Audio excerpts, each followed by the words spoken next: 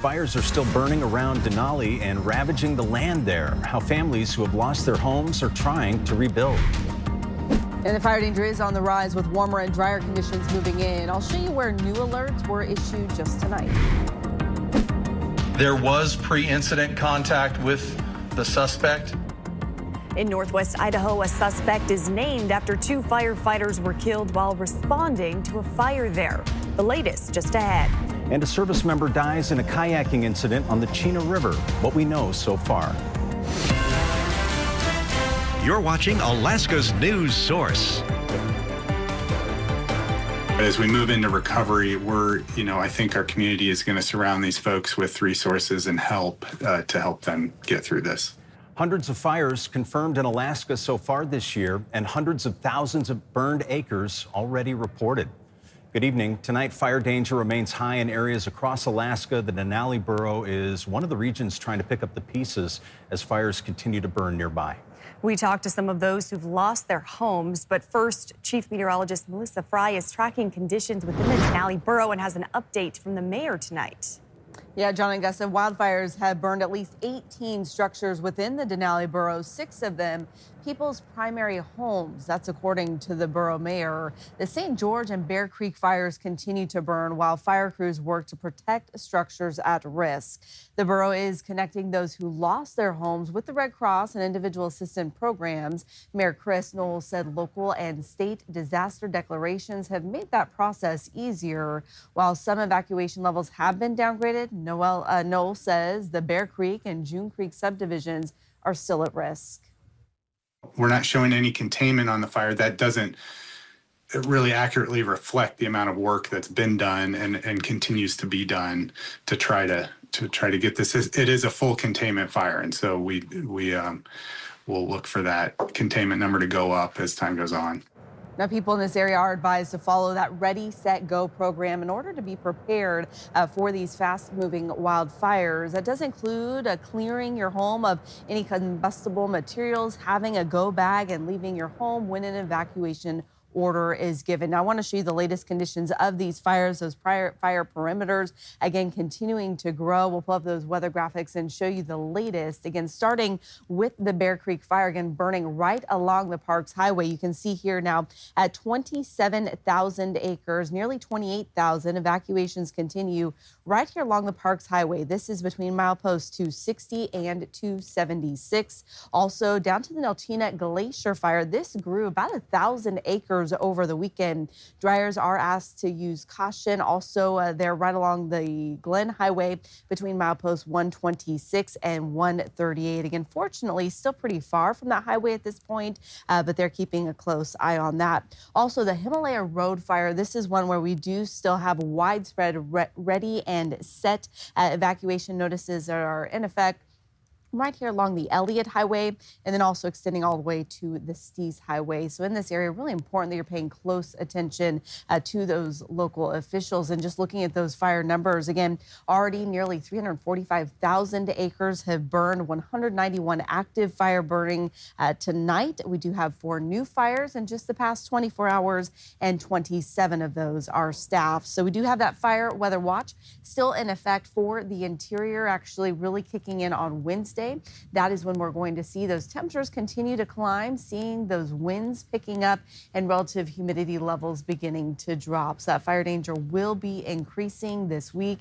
Temperatures already pushing into the mid-70s across the interior, warm all the way to the slope.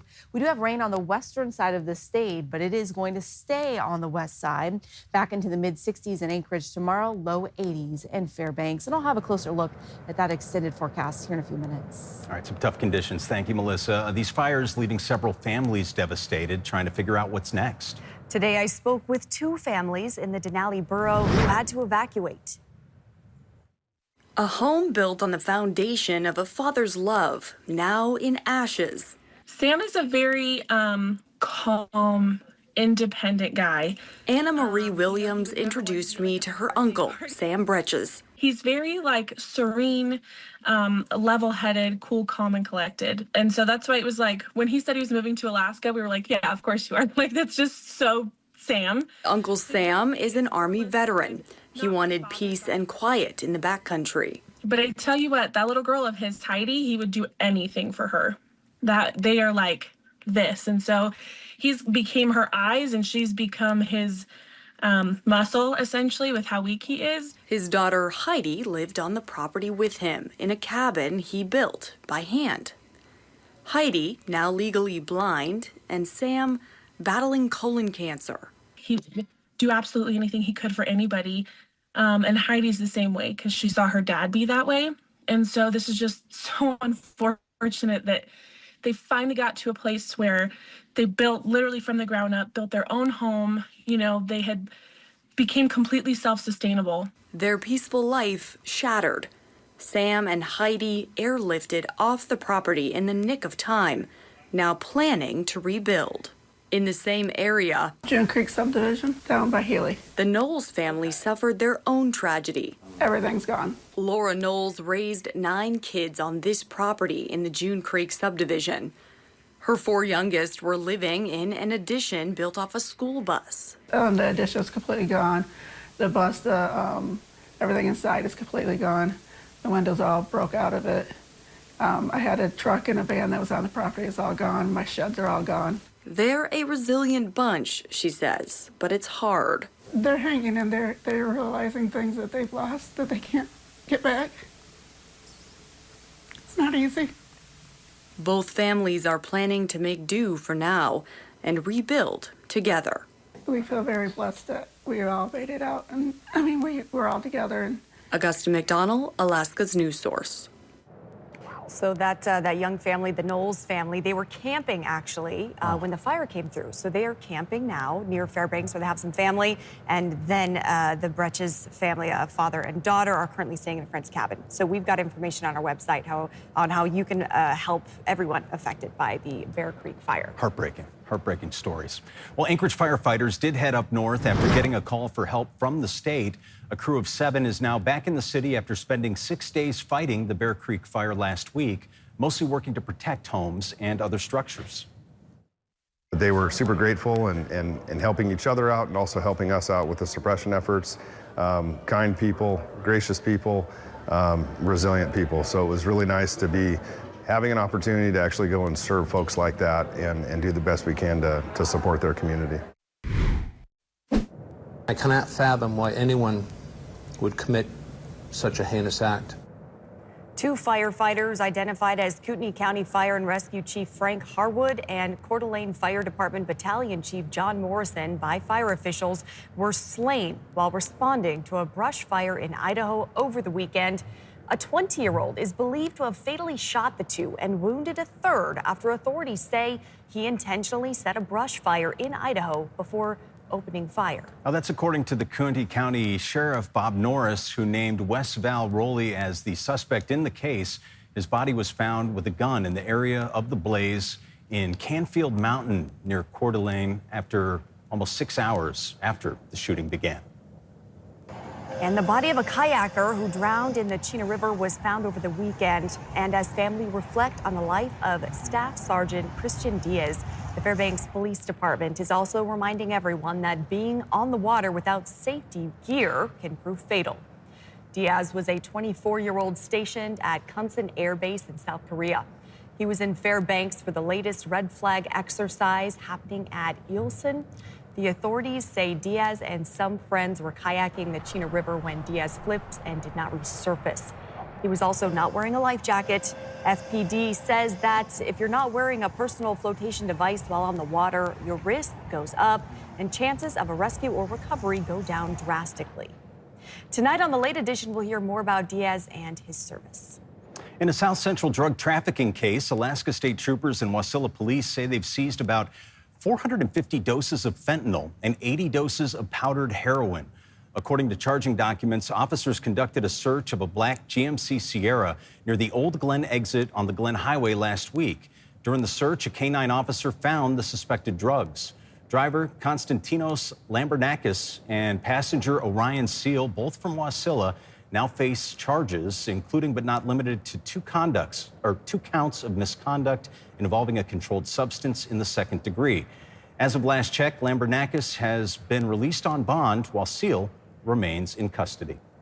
And coming up after the break, the latest on a legislative effort toward tax audits. And one of the state's top skaters is being inducted into the Alaska Sports Hall of Fame. Your Athlete of the Week is ahead on Alaska's News Source.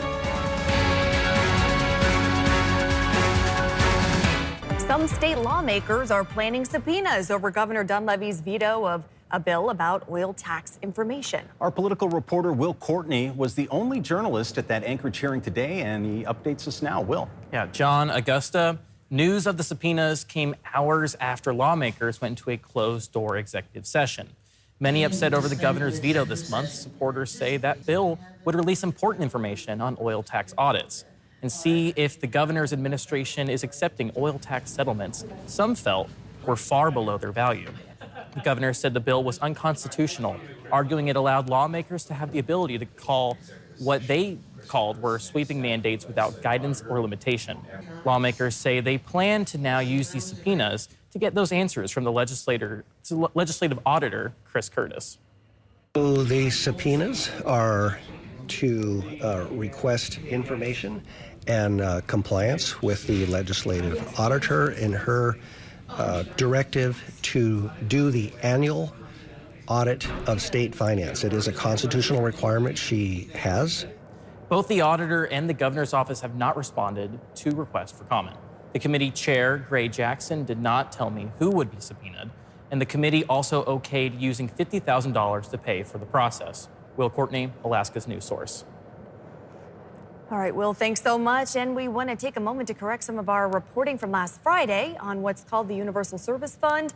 Last week, the U.S. Supreme Court ruled it was constitutional to use tax dollars to pay for that fund. Which helps rural schools, hospitals, companies, and households get internet. But while we said it delivered trillions of dollars to build internet infrastructure in rural Alaska, we should have said billions of dollars. We regret that error.